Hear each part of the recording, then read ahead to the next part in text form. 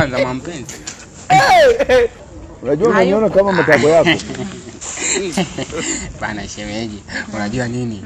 Mimi hapa nilikuwa nafikiriaga sana. Nini tena? Yaani unajua mimi nakukubali toka kitambo yani.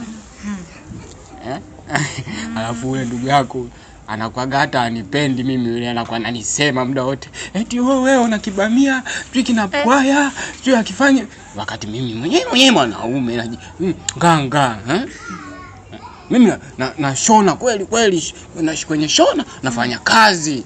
Afu yeye ananisema eti wewe kibamia kinanipolepweta, sijui mambo kibao. Afu sikia. Yaani mimi nakukubali wewe. Mimi niko tayari. Sema hapa nakaa tu kwa ndugu yako, sio kwamba napenda, nakaa tu. Ananilea hapa ila mimi nina uwezo. Mimi nina uwezo. Sasa nina mpango. Kwa mfano ukiwa na mimi. Mbele hata Masaki. Aha. Ndio zako. Tushakuzoea na maneno yako. Au nakupeleka Mwanza. Kwa nikubalie tu. Fatuma. Nimekwisha. Kuna nini tena? Kuna nini tena? Kwani yupo? Hawana unaje?